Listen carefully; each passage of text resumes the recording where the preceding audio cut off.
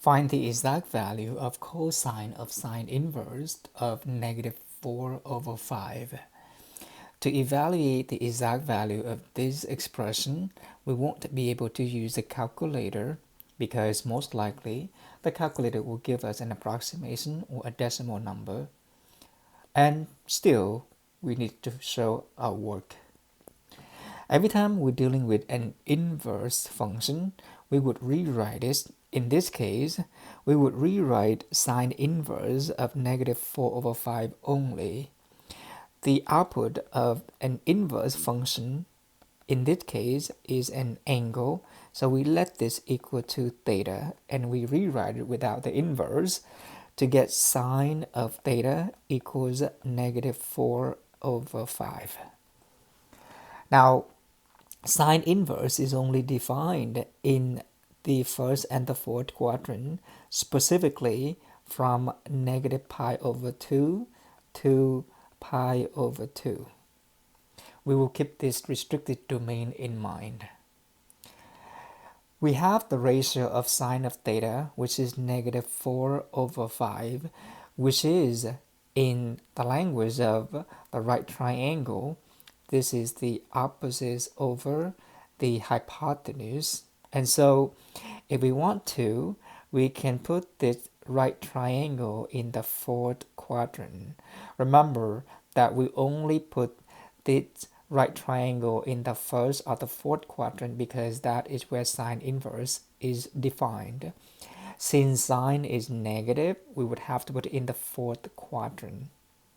This is theta. The opposite to theta is -4, and the hypotenuse is always positive 5. To find cosine of sine inverse of -4/5 is now finding cosine of theta only, because we let theta be the inverse. If somehow we have cosine of theta, then we are done. But using sine of theta equals -4/5, we can obtain this right triangle. And so cosine of theta in this case is the adjacent side, which we don't know, so we will label x over the hypotenuse 5. In the fourth quadrant, the x will be positive, but in the right triangle, the hypotenuse is 5 and one side is 4. The unknown x squared is 5 squared minus 4 squared, and so x equals 3. The answer we're looking for is therefore 3/5, and it is positive. Now, it doesn't look good when we label the side of the triangle negative. What we mean is that if this is on the terminal sides of the angle, then x is positive and y is negative. X in this case is positive 3 and y is -4. Alternatively, we can just simply draw the generic right triangle without reference to any quadrant at all. The opposite is 4 positive because this is the dimension of the triangle and the hypotenuse is 5. Using the Pythagorean theorem, we have x unknown squared plus 4 squared equals 5 squared, and so x squared plus 16 equals 25. X squared is 25 minus 16, and so x equals the square root of 9, which is 3. We will end up with cosine of theta equals adjacent 3 over the hypotenuse. But remember, we still need to take care of the sign, so we would put in plus or minus. We need to determine where theta, which quadrant it is.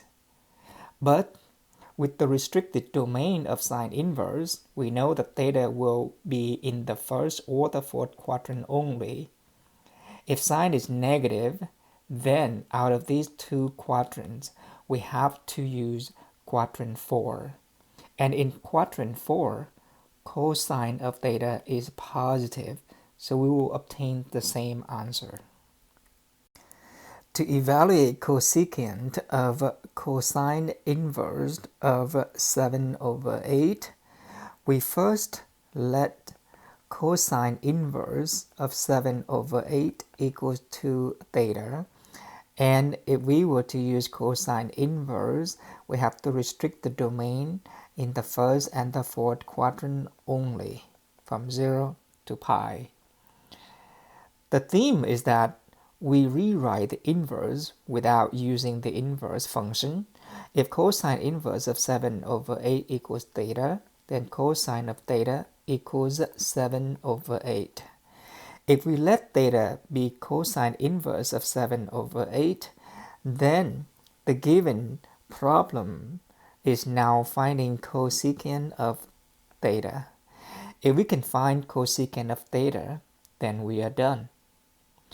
Looking at this ratio of 7 over a using the right triangle, we see that cosine is adjacent over the hypotenuse, and so we draw a generic right triangle, label the angle theta, with the adjacent being 7 and the hypotenuse being 8. If we can find cosecant of theta using this right triangle, the same theta, then we obtain the answer to the given problem.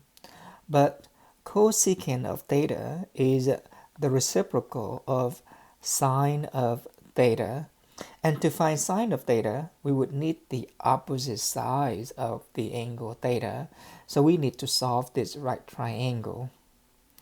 We don't know what the opposite side is, so we let it equal to y. Using the Pythagorean theorem, y squared plus 7 squared equals 8 squared. And so y squared equals 8 squares, 64, minus 7 squared, 49. And y squared is 15, so y equals the square root of 15. No need to worry about the plus or minus for now, because this is the dimension of a right triangle. The answer is therefore 1 over, sine is opposite the square root of 15 over the hypotenuse, and this is 8 over the square root of 15. But remember, we always end up with a plus or minus if we were to substitute the numbers from the right triangle. We still need to determine whether we need to use plus or minus.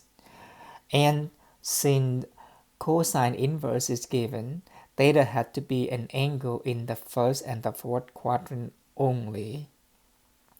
Cosine is positive, and so we can narrow the interval down to the first quadrant. If the angle is in the second quadrant, then cosine should have been negative. And so cosecant is positive in the first quadrant. We are confident to write the answer at 8 over the square root of 15 only without the minus sign. Rationalize this number. We have 8 root 15 over 15. And this is cosine of theta. But cosine of theta is the answer we're looking for. 8 root 15 over 15.